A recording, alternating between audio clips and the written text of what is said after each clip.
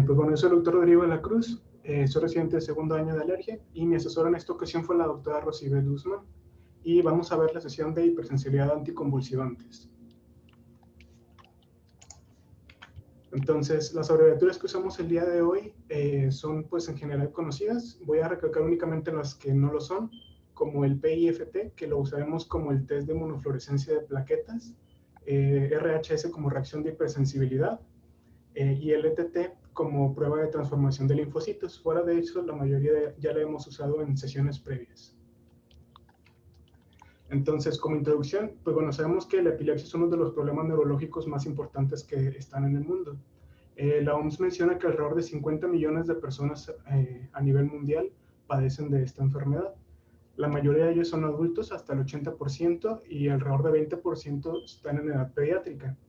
Y pues el tratamiento requiere de una selección de un medicamento apropiado para el tipo de crisis convulsiva que tenga el paciente, por lo que no todos los medicamentos van a ser apropiados para todos los pacientes.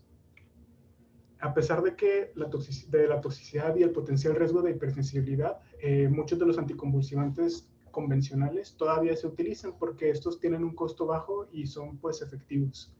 Pero se estima que algún efecto adverso va a suceder entre 1/3 y la mitad de los pacientes que usan tratamiento anticonvulsivo. Y de estos, se estima que entre el 10 y el 30% van a ser a causa de una reacción de hipersensibilidad. Entonces, los anticonvulsivantes los podemos clasificar en varias formas. Una de ellas es por familia química, como por ejemplo las que tenemos aquí, las hidantoínas, donde tenemos a la fenitoína, los barbitúricos, donde tenemos al fenobarbital, los iminoestilbenos, donde tenemos a la carbamazepina y oscarbazepina, las succinamidas, donde tenemos a la otesuxamida, los derivados del ácido carboxílico alifático, donde tenemos al ácido valproico, las benzodiazepinas, donde tenemos al diazepam, y en otros es donde tenemos a la mayor parte de los anticonvulsivantes, sobre todo los que se han hecho de manera más reciente. Otra forma de clasificarlos es por generación. Generalmente se clasifican como de vieja generación y de nueva generación. Pero para términos de esta clase los vamos a clasificar como anticonvulsivantes aromáticos y no aromáticos. Estos los vamos a clasificar en base a si tienen algún anillo aromático dentro de su estructura, como las que están marcadas en color verde.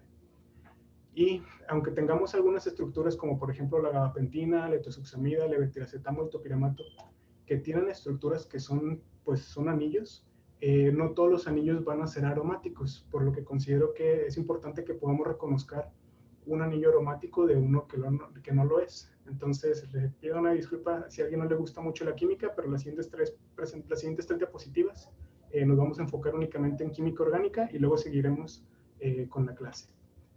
Entonces, el término aromático originalmente se le dio a varios compuestos que eran derivados que tenían un grupo fenilo y que tenían cierta característica pues, de aroma. Con el tiempo se fue dando cuenta que muchos de los compuestos aromáticos realmente no tienen aroma y que muchos compuestos que sí tienen aroma pues no son aromáticos. En la actualidad, hasta la mitad de los compuestos químicos son aromáticos y la importancia radica en que los compuestos aromáticos son más estables que un compuesto que no lo es. Entonces esa estabilidad es lo que le va a dar la relevancia de que todavía se use la clasificación. Entonces, en la química orgánica clasificamos a los hidrocarburos, que son compuestos de hidrógeno y carbono, en alifáticos y aromáticos. Alifático va a ser cualquiera que no sea aromático. Y los aromáticos van a tener ciertas características que ahorita vamos a mencionar. Dentro de los alifáticos pueden tener varias formas. Pueden tener una forma lineal o acíclica, como el hexano, y una forma cíclica, como en este caso un mismo compuesto que está compuesto de 6 carbonos en su forma cíclica se llama ciclohexano. Y el mismo compuesto, pero en su forma aromática, se conoce como benceno. Todos los compuestos aromáticos forzosamente tienen que tener forma de anillo. Y es la primera característica de la que vamos a ponerle para que sea un compuesto aromático. La segunda va a ser la estructura tridimensional que tengan. Esta es un poquito más compleja porque depende mucho de los enlaces que estén usando. Por ejemplo, vamos a usar en este caso al ciclohexano y al benceno. Aquí podemos ver una imagen tridimensional de ambos compuestos. Las bolitas verdes las bolitas negras van a representar a los carbonos y todo el resto de las bolitas van a representar a los hidrógenos. Como podemos ver, el ciclohexano tiene enlaces, 2 hacia cada carbono y 2 hacia 2 hidrógenos separados. En cambio, en el benceno solamente tenemos 2 hacia los carbonos y a un solo hidrógeno. Esto va a hacer lo que la estructura tridimensional varíe mucho, porque cuando tenemos una estructura con 4 enlaces, se va a formar los enlaces en una forma como tetraédrica. Por lo tanto, uno de los hidrógenos se va a ir hacia arriba y uno se va a ir hacia abajo. De igual manera, los carbonos van a tender también a plegarse, por lo que la estructura va a tener esta forma que pues va a estar plegada y los hidrógenos van a estar apuntando para todos lados. Esta estructura tridimensional, pues como vemos, no es plana, a diferencia de la del benceno. El benceno, como todos los compuestos aromáticos, tienen que ser plano. Y esos dobles enlaces que tienen en forma alternada y que solo se pueden unir a un hidrógeno, hacen que los enlaces tengan una forma triangular en 2 dimensiones y permitan esta forma plana. Otra de las características es algo que se llama resonancia. Las resonancias de los compuestos son como formas estables en las que puede estar el compuesto. Todos los compuestos aromáticos tienen al menos 2 resonancias, y estas son del benceno las 2 resonancias que tenemos. ¿Qué tienen de diferente? Pues realmente únicamente la ubicación de los dobles enlaces. En este de la izquierda tenemos que los dobles enlaces se van a encontrar en los enlaces 1, 3 y 5, y en el de la derecha se van a encontrar en los enlaces 2, 4 y 6. Y van a estar estos alternando. Lo que sucede realmente es que los electrones van a estar dando vueltas alrededor de toda la estructura. Van a estar como compartidos. Y es esto parte de lo que les hace que estos compuestos sean tan estables. Finalmente, la última regla y una de las un poquito más complejas de entender es la regla de Huckel para compuestos aromáticos. Para esta tenemos que aprender a contar electrones que se encuentran en el orbital pi, que es algo que suena un poquito complejo, pero realmente no es tan difícil de hacer. Entonces vamos a hablar sobre esto. Primero solo tenemos que saber 2 cosas. Una de ellas es que por cada doble enlace que tengamos, vamos a contar 2 electrones. Y para la otra, como vemos aquí, algunos tienen algunos otros elementos que no son carbonos, como nitrógeno, oxígeno y azufre. Estos elementos tienen lo que se conocen como pares solitarios, que son como si el elemento fuera un poquito tacaño y no quisiera compartir todos sus electrones. Por ejemplo, el oxígeno normalmente solamente da 2 enlaces. En este caso, que tenemos una molécula de agua, va a dar uno hacia cada hidrógeno, pero va a tener 2 pares solitarios que van a estar atrás y que no va a querer compartir. Entonces, el oxígeno únicamente va a compartir estos pares solitarios cuando sea absolutamente necesario para hacer la molécula más estable, o sea, cuando le convenga. Si la molécula no se va a ganar estabilidad, el par solitario no se va a compartir. Entonces, ya sabiendo esto, pues ahora sí podemos empezar a contar electrones para poder ver lo de la regla de Huckel. Entonces, primero que nada, la regla establece que el número de electrones tienen que ser 4n más 4. N va a ser cualquier número. Por ejemplo, si hacemos 4 por 0 más 2, van a ser 2. 4 por 1 más 2 van a ser 6. 4 por 2 más 2 van a ser 10. Y así vamos a poder saber que los que se encuentran en estos números van a ser los que sean compuestos aromáticos. Entonces, en este caso, por ejemplo, tenemos al benceno. El benceno tenemos 1, 2 y 3 enlaces dobles. Cada uno de estos enlaces dobles va a contar como 2 electrones, entonces 3 por 2 son 6. 6 es el número de la regla de Huckel, entonces el benceno va a ser un compuesto aromático. De este lado tenemos al pirrol. El pirrol también tiene de este lado y de este lado un doble enlace, por lo que son 4. Pero tenemos aquí un nitrógeno. El nitrógeno es uno de estos compuestos que son, como mencioné, que eran como tacaños, pero como en este caso 4 no es un compuesto aromático, el nitrógeno se va a ver obligado a compartir sus electrones. Entonces van a ser 2 de cada doble enlace y 2 del par que tiene solitario el nitrógeno. Nos van a dar un total de electrones de 6. Entonces este compuesto sí va a ser aromático. De igual manera los que siguen. Hacia abajo tenemos la piridina. La piridina es un compuesto que tiene 3 dobles enlaces, este y este. Entonces, solo contando los dobles enlaces van a tener 6 electrones. 6 si es un número de la regla de Huckel, entonces este nitrógeno de aquí no va a ocupar compartir sus electrones y no lo va a hacer. Finalmente, el naftaleno, tenemos 5 dobles enlaces, 5 por 2 son 10, 10 es un número de la regla de Huckel, entonces el naftaleno sí va a ser un compuesto aromático. ¿Por qué es importante contar los electrones? Porque existen algunos compuestos que podrían parecer a simple vista aromáticos.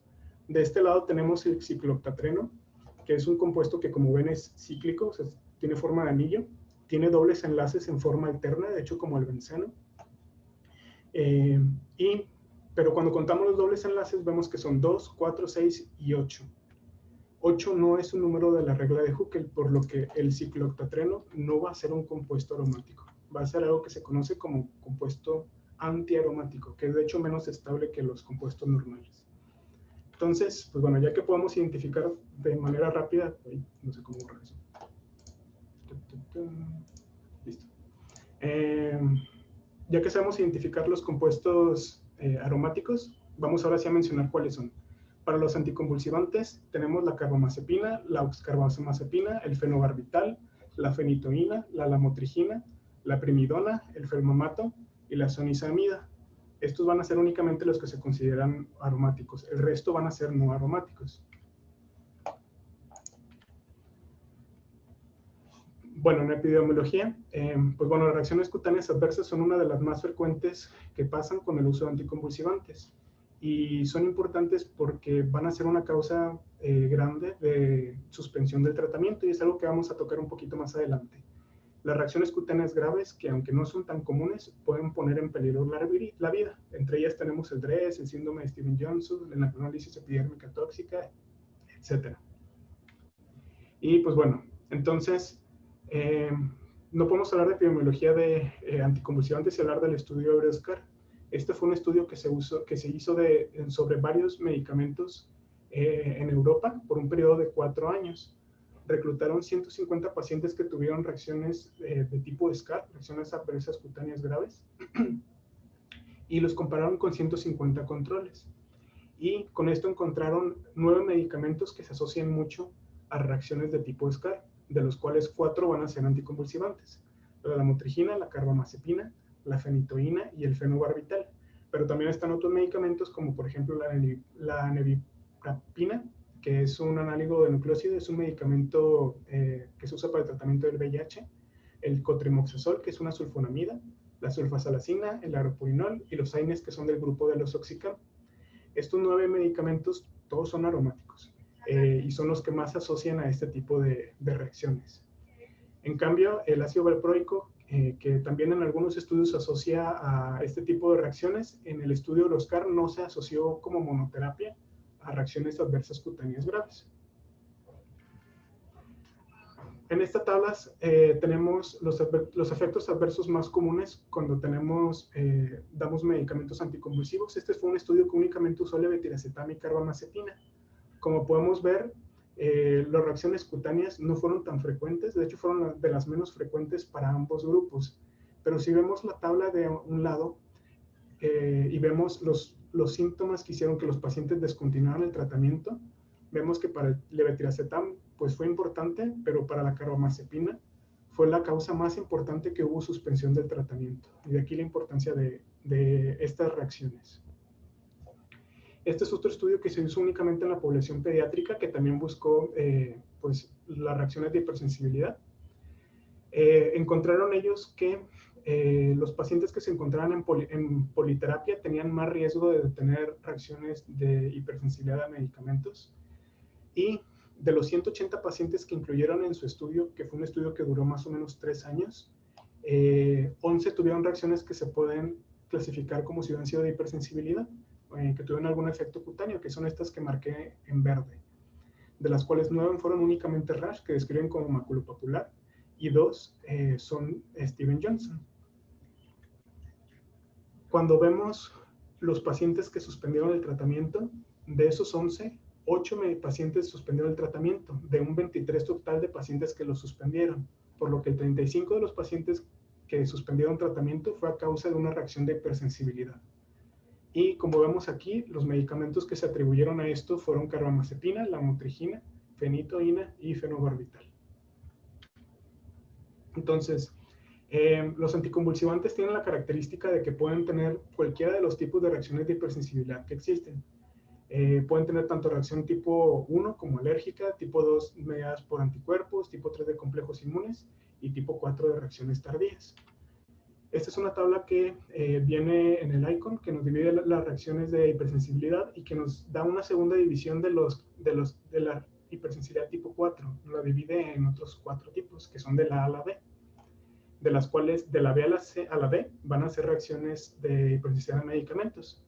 En la tipo 4B tenemos a un infiltrado que está eosinofílico con un mecanismo TH2, en el cual tenemos al exantema maculopapular y al DRES. En el 4C tenemos un mecanismo citotóxico y tenemos principalmente al síndrome de Stevens-Johnson y a la necrólisis epidérmica tóxica. Y en el 4D tenemos un infiltrado neutrofílico y tenemos principalmente a la pustulosis exaspermatosa generalizada aguda o AGEP. Entonces, aunque el medicamento que más se le atribuye que puede causar cualquier tipo de hipersensibilidad es la penicilina, los anticonvulsivantes también tienen esta característica, solamente las proporciones varían pues bastante. La mayoría de las reacciones de hipersensibilidad van a ser tipo 4 y el resto van a ser en una menor cantidad. Entonces vamos a hablar de cada una de las reacciones de hipersensibilidad que pueden causar los anticonvulsivantes y vamos a empezar con las reacciones de hipersensibilidad tipo 1. Pues bueno, las reacciones de hipersensibilidad inmediatas no son tan frecuentes como las tardías. De hecho, no tienen una prevalencia establecida y se estima que tiene mucho que ver el tamaño de los anticonvulsivantes. Como sabemos, pues los compuestos que son menores a 1 kilodaltón generalmente no pueden ser inmunogénicos y todos los anticonvulsivantes tienen un peso que está alrededor de 250 daltones, o sea, 1/4 de kilodaltón, por lo que por sí mismos no son inmunogénicos. La mayoría de los eventos de hipersensibilidad inmediata los tenemos únicamente en reportes de casos o en series de casos pequeñas, por eso es que no tenemos una prevalencia exacta. La respuesta de hipersensibilidad inmediata va a ser pues como cualquier otra, va a ser una respuesta que va a pasar generalmente dentro de la primera hora, pero pueden pasar dentro de las primeras 4 horas después de que se administró el medicamento. Y vamos a tener síntomas que se van a limitar a piel, respiratoria, gastrointestinal, cardiovascular, neurológicos, y podemos clasificar también en otros síntomas como los cólicos uterinos. De entre los síntomas cutáneos tenemos la urticaria, el angioedema, el prurito, el calor local y el eritema. De los síntomas respiratorios tenemos la tos, la sibilancia, la disnea, el dolor o opresión torácica, la presión de garganta, disfagia, disfonía. En los gastrointestinales tenemos náusea, dolor abdominal, cólicos, vómito y diarrea. De los cardiovasculares tenemos mareo, palidez, cianosis, pulsos débiles, lipotimia, síncope y choque. De los neurológicos tenemos sensación de ansiedad, sensación de muerte inminente y cefalea. Entonces, una vez que tenemos un paciente que reconocemos que tiene síntomas que se asocian a hipersensibilidad inmediata, tenemos que reconocer que no tengamos un paciente enfrente de nosotros con una anafilaxia. Entonces vamos a repasar de manera rápida pues los criterios de anafilaxia. Que tenemos el primer escenario, que es el inicio agudo de una enfermedad o un síndrome que va a afectar la piel más uno de los dos siguientes síntomas, que son respiratorios o disminución de la presión. El segundo escenario es un paciente al cual se expuso a un alérgeno potencial y que tuvo una aparición rápida de 2 síntomas, de los cuales tienen que incluir cutáneos, respiratorios, cardiovasculares o digestivos. Y finalmente, el tercer escenario es cuando tenemos un paciente que tiene un alérgeno conocido, que tiene después el descenso rápido de la presión arterial después de la exposición. Entonces, el tratamiento cuando tenemos una reacción de hipersensibilidad inmediata es igual al de todos los demás. Vamos a resumir algunas de las sugerencias de la GUAU en esta diapositiva y las vamos a dar de manera rápida para poder recordarlas. Entonces, la recomendación número 1 va a ser que todos los pacientes se les debe de administrar adrenalina, ya que es el único tratamiento de primera línea para la anafilaxia, para cualquier tipo de anafilaxia, y nunca se debe de retrasar su administración. El segundo punto menciona que todos los pacientes deben de tener un tiempo de observación después de que resuelvan los síntomas. El tiempo de vigilancia va a depender de qué tan grave haya sido la anafilaxia. Si el paciente no tuvo datos de alarma, el paciente puede egresarse 1 hora después de que estuvo en observación. En cambio, el punto 3 menciona que los pacientes, si tuvimos una anafilaxia grave, que son pacientes que estuvieron con hipoxemia, que tuvieron deterioro neurológico, que tuvieron hipotensión, o que usaron más de una dosis de adrenalina, tienen más riesgo para una reacción bifásica, por lo que se recomienda una vigilancia extendida. Esta vigilancia extendida no está tal cual estandarizada, pero se recomienda que sea de alrededor de unas 6 horas. Y esto es porque el valor predictivo negativo de una vigilancia de 1 hora es de un 95%, que se aumenta hasta arriba del 97% cuando la vigilancia es de 6 horas. El número 4 menciona que los antihistamínicos y los glucocorticoides no son tratamientos adecuados para la prevención de la anafilaxia bifásica, pero se pueden considerar su uso. Recordemos que ambos medicamentos tienen un número necesario a tratar muy alto para poder ser eficientes.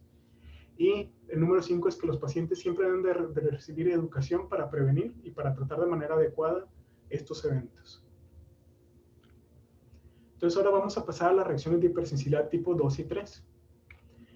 Vamos a hablar primero únicamente de la hipersensibilidad tipo 2. Aquí tenemos como prototipo a la trombocitopenia autoinmune inducida por fármacos.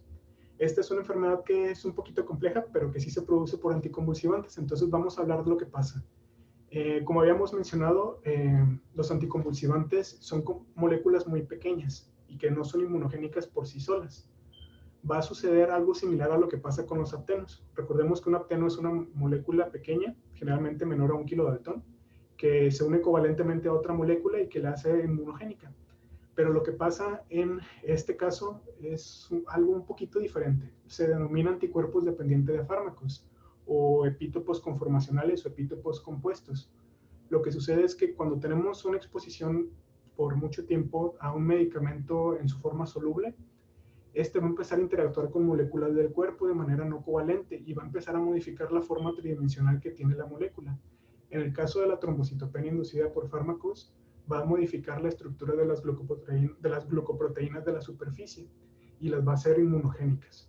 Una vez que la reconoce el cuerpo, pues va a crear anticuerpos y estos anticuerpos se van a unir a las plaquetas. Una vez unidas, pues vamos a activar ya sea la vía clásica del complemento para destruirlas o van a ser pues destruidas por los macrófagos dentro del vaso. Cuando se retira el medicamento, se deja de estar la forma soluble del medicamento en el suero, por lo que las moléculas, las glucoproteínas dejan de ser modificadas y los anticuerpos después ya no pueden reconocer esas glucoproteínas, por lo que siempre es importante reconocer y quitar el fármaco.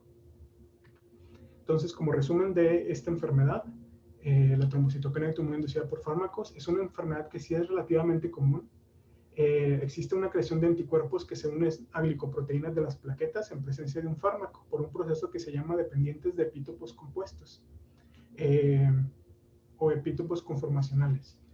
Cientos de medicamentos se han asociado a estos, incluyendo algunos anticonvulsivantes. El diagnóstico generalmente es empírico, pero existen algunos métodos que nos pueden ayudar a detectar anticuerpos que están unidos a las plaquetas, como por ejemplo el test de inmunofluorescencia de plaquetas, el ELISA o el Western Blot. Y pues el tratamiento es únicamente descontinuar el fármaco.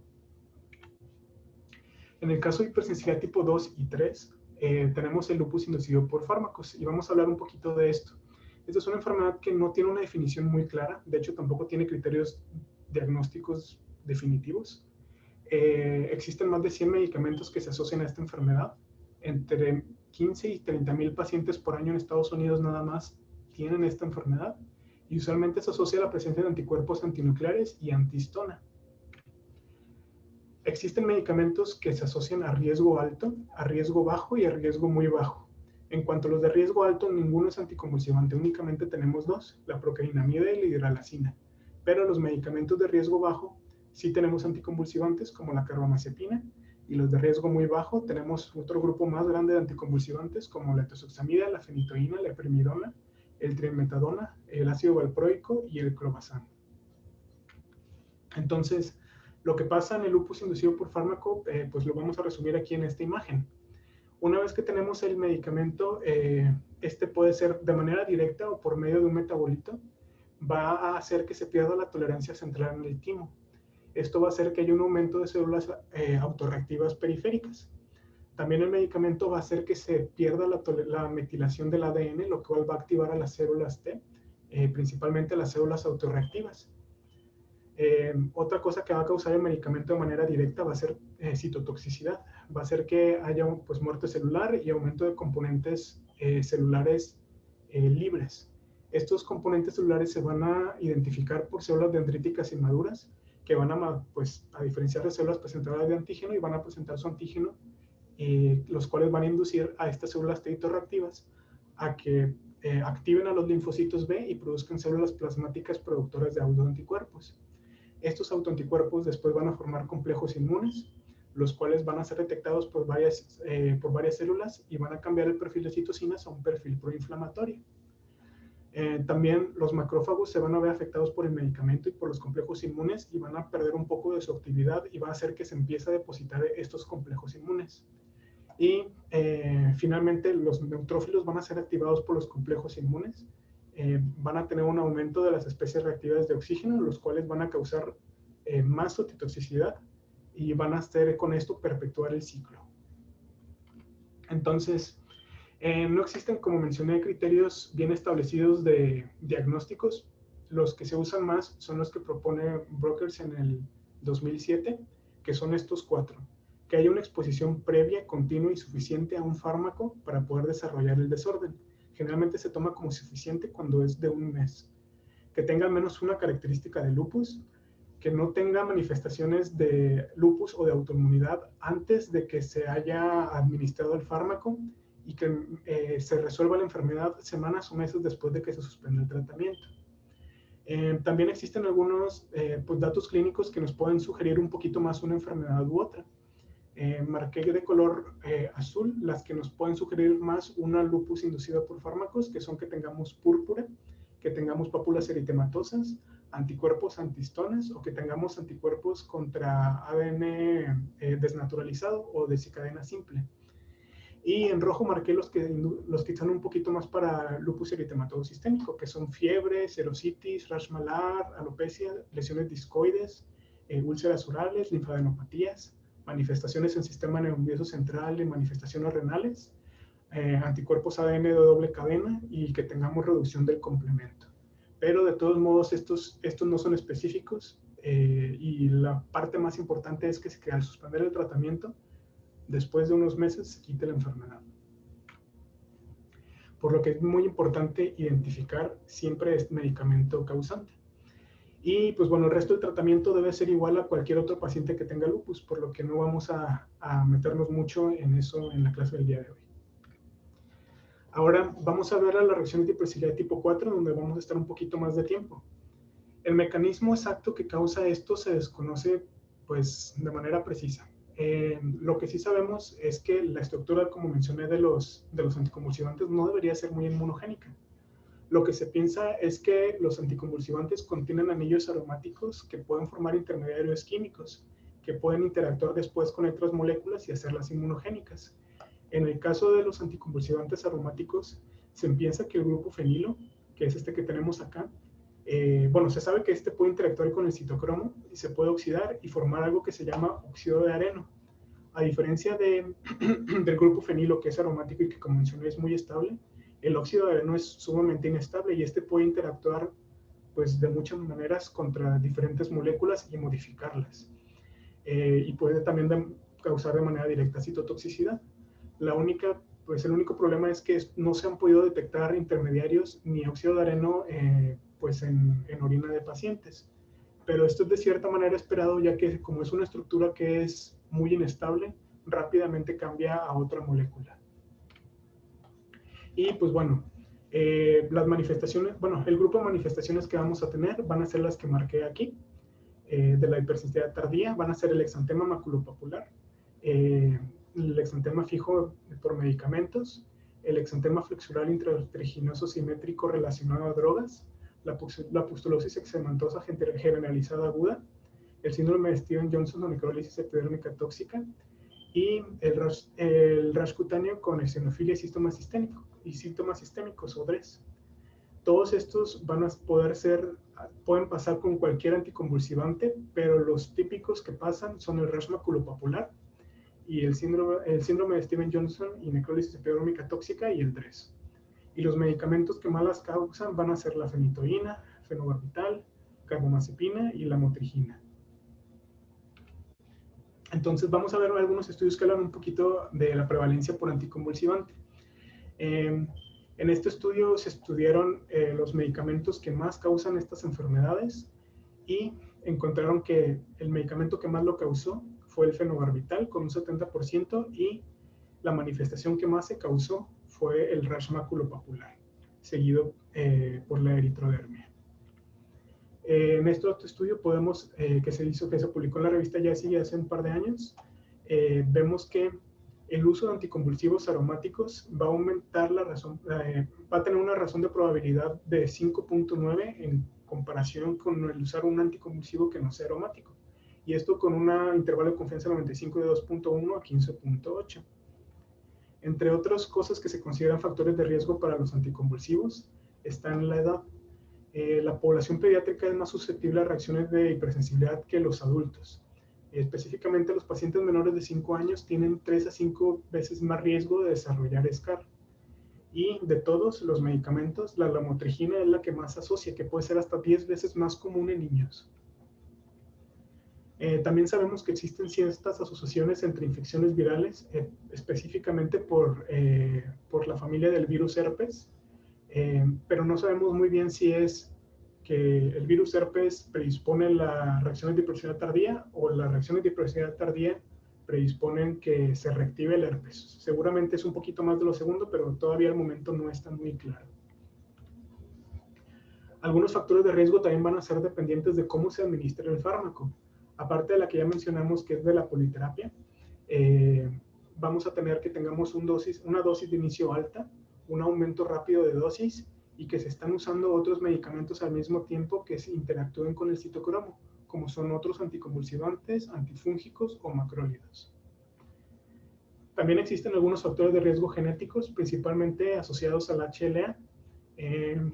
Marqué con negrita los que van a ser importantes tanto como adultos como para niños. Entonces, del HLA A2402 se va a asociar más a síndrome de Stevens-Johnson-Edmet por anticonvulsivos aromáticos en chinos Han.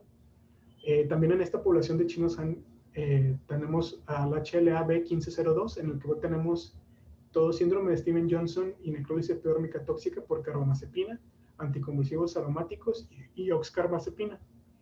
El HLA-3101 también se asocia a reacciones de hipersensibilidad inducida por carbamazepina en poblaciones europeas y asiáticas. En los niños vamos a tener que el HLA-A0101 y el 3101 se va a asociar a reacciones de hipersensibilidad a fenobarbital en niños tailandeses, y la carbamazepina se va a asociar al HLA-B1301 y 1502 para reacciones de hipersensibilidad, sobre todo en Asia y en América del Norte. Entonces, como mencioné, la reacción más característica de hipersensibilidad por los anticonvulsivantes es el exantema maculopapular. Este puede pasar desde 24 horas de que se administra el medicamento, pero puede pasar 7 a 14 días después también. Está caracterizado por máculas y pápulas eritematosas que pueden ser confluentes y generalmente puede haber fiebre de bajo grado, pero no tiende a haber involucro sistémico más allá de la fiebre. Tiene algunas características histológicas importantes. Tiene un infiltrado que es mononuclear, que es principalmente perivascular, pero se va a caracterizar también por tener algo de eosinofilia, que también va a ser importante. Y pues te va a tener degeneración hidróforma y muerte de queratinocitos.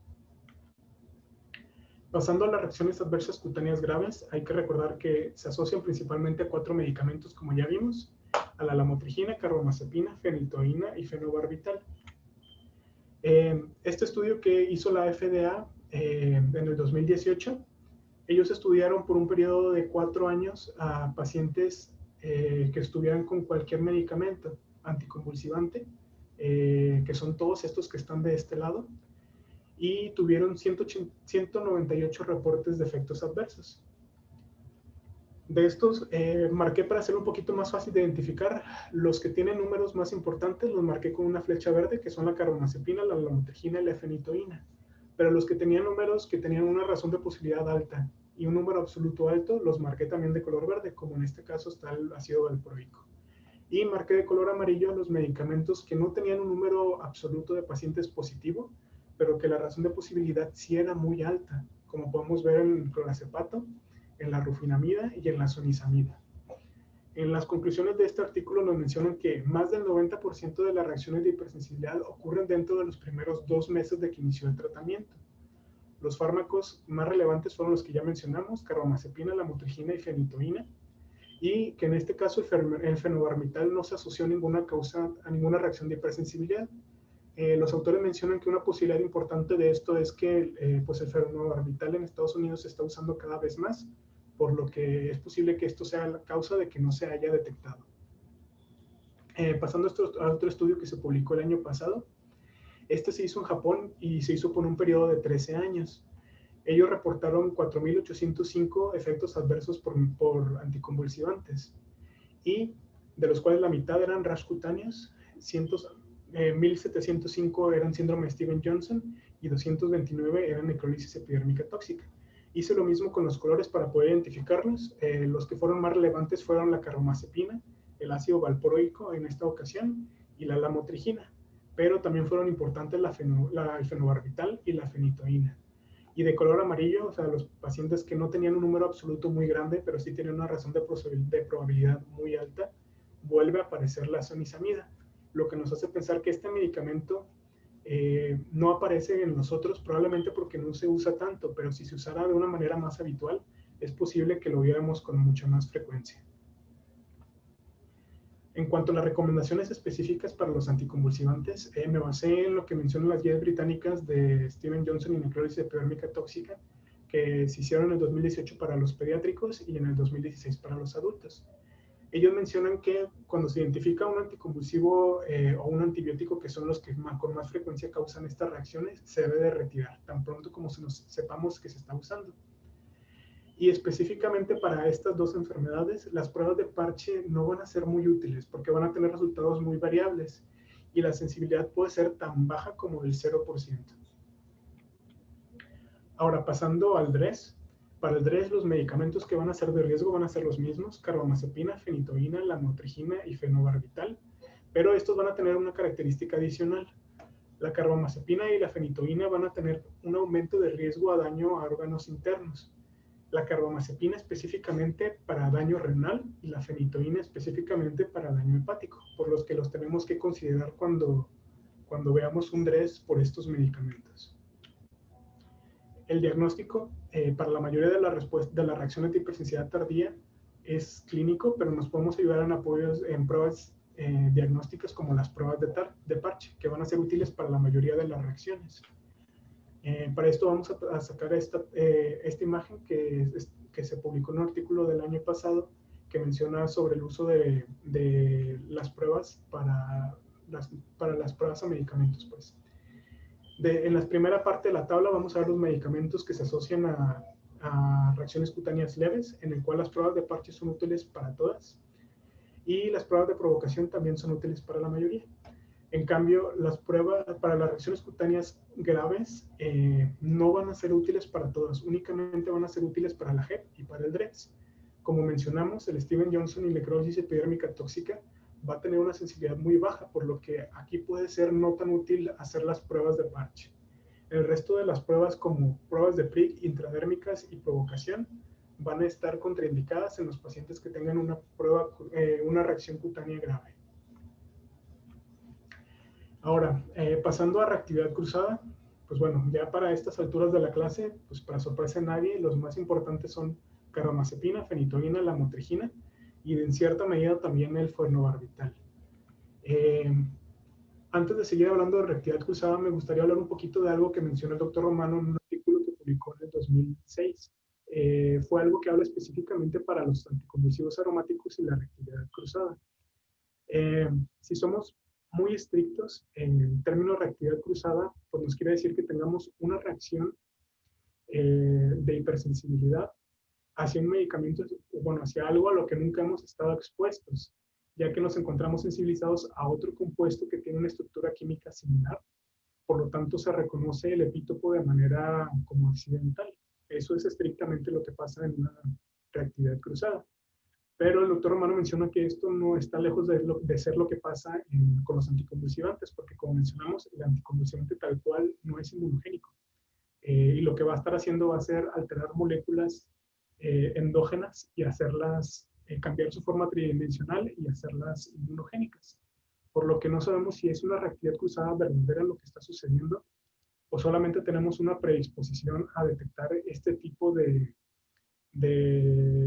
pues de cambios conformacionales en algunas proteínas endógenas. Entonces, él sugiere que lo clasifiquemos en tres maneras: una reactividad cruzada clínica, una inmunológica y una tóxica. La clínica va a ser cuando tenemos un paciente que simplemente está tomando un medicamento, en este caso anticonvulsivos, y le damos otro medicamento anticonvulsivo, clínicamente tiene una reacción similar. Esta va a ser una respuesta que es muy variable dependiendo los estudios y la población que se haya estudiado, que puede ser desde menos del 20% hasta más del 80%. Y pues los medicamentos que más se asocian son, como mencionamos, fenobarbital, carbamazepina y fenitoína. Las inmunológicas son cuando pasa la reactividad cruzada clínica, pero aparte podemos detectar de cierta manera un mecanismo inmunológico. Y esto puede ser ya sea por pruebas como el test de transformación de linfocitos o las pruebas de parche. Sabiendo que, pues bueno, estas pruebas también tienen sus limitantes, como por ejemplo las pruebas de parche en particular. Como no tenemos una concentración estandarizada y algunos, sino es que pues la mayoría de los anticonvulsivos son irritantes, sobre todo el ácido valproico, por lo que nos pueden dar muchas pruebas falsas positivas. Finalmente tenemos las reactividades cruzadas tóxicas, que son cuando tenemos una reactividad únicamente, digamos, hepatotoxicidad, que es lo más típico. Generalmente aquí no tiende a haber reactividad cruzada y no tiende a estar mediada por un mecanismo inmunológico. Entonces, ¿qué son las recomendaciones en cuanto a reactividad cruzada? Pues bueno, cuando tenemos un paciente que tengamos una reacción de hipersensibilidad tardía a un anticonvulsivo aromático, idealmente se deben de suspender el resto de los anticonvulsivos aromáticos, sobre todo los 4 que ya sabemos que son los más relevantes, que son carbamazepina, fenitoína, fenobarbital y lamotrigina. En cuanto a otros compuestos aromáticos, pues bueno, de los más parecidos tenemos a los antidepresivos tricíclicos, que se parecen mucho a la carbamazepina. Existe nada más un estudio que encontró cierta asociación a reactividad cruzada entre anticonvulsivantes aromáticos y antidepresivos tricíclicos, que era alrededor del 15%, pero la mayoría de los estudios no encuentran esta asociación, por lo que es importante saber que puede existir, pero no necesariamente tenemos que suspenderlos. Y es lo mismo para el resto de los compuestos aromáticos, ya que, pues, si nos ponemos a ver la estructura química de la mayoría de los compuestos, pues vamos a ver que muchos de ellos que no tienen nada que ver van a tener al menos un anillo aromático, por lo tanto tienen esta posibilidad de hacer una reacción de hipersensibilidad. Pero más que buscar anillos aromáticos, debemos de buscar los medicamentos que ya se han asociado a causar este tipo de reacciones de hipersensibilidad. Como parte del tratamiento sabemos que se puede usar la desensibilización, que se puede usar en 2 escenarios. Si tenemos una reacción de hipersensibilidad inmediata y en algunos casos de hipersensibilidad tardía, siempre y cuando no sea un SCAR. Y pues bueno, ya como conclusiones, pues bueno, los anticonvulsivantes van a ser uno de los principales medicamentos que van a causar hipersensibilidad tardía. Las reacciones pueden causar cualquier tipo de reacción de hipersensibilidad, no nada más la hipersensibilidad tardía. Y pues bueno, debemos de conocer los compuestos aromáticos y sus características para poder dar una mejor recomendación a nuestros pacientes.